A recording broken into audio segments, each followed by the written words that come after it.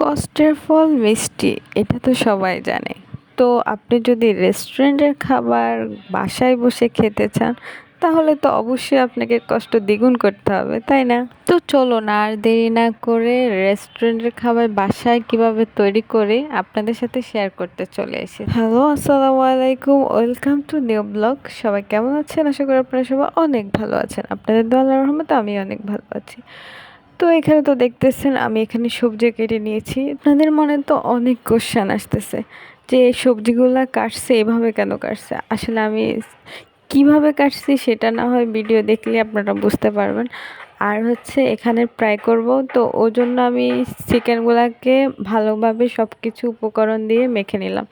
আর fry কিভাবে করে সেটা তো আপনারা সবাই অ্যাজ ইউজুয়াল জানেন। এখন হচ্ছে আমি রেসিপিটা দেখালাম না, যদি আপনাদের প্রয়োজন হয় তো জানাবেন। এইদিকে আমি তারপর হচ্ছে পোলাও চাল নিয়ে নিলাম, যেহেতু ফ্রাইড রাইস পাকাবো তো পোলাও চাল নিয়ে নিলাম পরিমাণ মতো করে।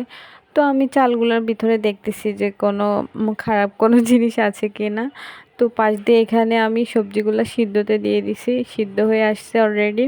তো আমি সিদ্ধ বেশিক্ষণ দিই নাই, জাস্ট 5 মিনিট দিছি, বিকজ এগুলা তো বেশি দিলে আপনার একদম নরম হয়ে যাবে। এই তো সবজিগুলো হয়ে আসছে, দেন হচ্ছে আমি সবজিগুলো নামিয়ে নিব। তারপর হচ্ছে আমি এদিক দিয়ে পোলাও চাল বসাই দিছি পোলাওর জন্য। তো সবাই তো জানে পোলাও কিভাবে করতে হয় না করতে হয়।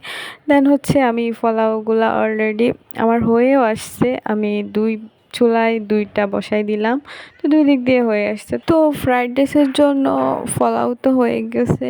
এখানে হচ্ছে আমি ফ্রাইয়ের জন্য যে চিকেনগুলা মাখে রাখছি, দেন হচ্ছে আমি তো 10 মিনিটের জন্য এগুলা মেখে রেখে দিলাম। পরে হচ্ছে আমি চাইনিজ সবজি পাকাবো, ওগুলোর জন্য যেভাবে মাংস কাটতে হয়, এই যে দেখেন আমি চিকেনগুলা সেভাবে কাটছি পাতলা পাতলা কইরা। দেন হচ্ছে এগুলার মধ্যে আগেই অনেক উপকরণ দিয়ে এগুলাকে মেখে রাখতে হবে। তো আমি সময়ের জন্য ওগুলা মেখে রাখতে পারি নাই। পরে হচ্ছে এখানে আমি আগে চিকেনগুলা কাটছি, দেন হচ্ছে রসুন, আদা, তারপর হচ্ছে বেকিং পাউডার, দেন হচ্ছে গোলমরিচের গুঁড়া, দেন হচ্ছে আপনার লবণ, তারপর হলো এখানে আমি পরিমাণ মতো জিরার গুঁড়া, তারপর হচ্ছে soya sauce, must soya sauce দিতেই হবে, সয়া সস না দিলে আপনি টেস্টে পাবেন না। তারপর আমি সবগুলা একসাথে হাত দিয়ে ভালোভাবে মিক্স করলাম। তারপর হচ্ছে আমি পাশ দিয়ে চাইনিজ সবজি বসিয়ে দিলাম, যা যা উপকরণ লাগবে। তো আমি চাইনিজ সবজি আমার অলরেডি হয়ে গেছে। তো সবজিগুলোতে তো বেশিক্ষণ টাইম লাগে না হওয়াতে, তো আমারগুলা হয়ে গেছে অলরেডি। তো আপনাদের যদি ভালো লাগে থাকে আমার সবজিগুলো অবশ্যই নক করবেন, আমি অন্য আরেকটা ভিডিও মেন করে দিব। তারপর ফ্রাইড রাইস তো হয়ে গেল। ফ্রাইড রাইসগুলো মাশাল্লাহ খুবই ভালো হয়েছে। এই যে দেখেন একেবারে ঝুরঝুরে টাইপের, এরকম ফ্রাইড রাইস হলে খেতে একেবারে ভালোই লাগে রেস্টুরেন্টের মতো।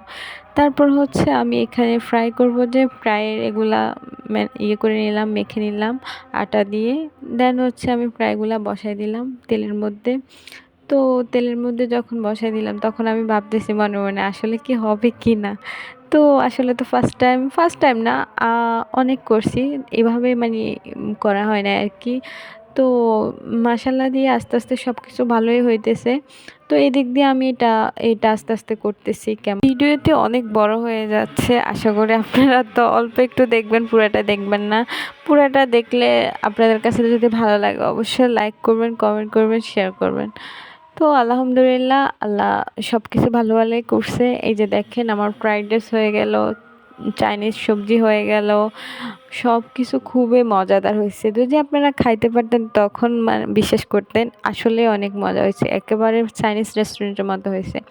তো এদিক দিয়ে ফ্রাইগুলো খুব সুন্দর হয়েছে, একদম বাজারে বিক্রি করে যেভাবে এরকম ফ্রাই আছে।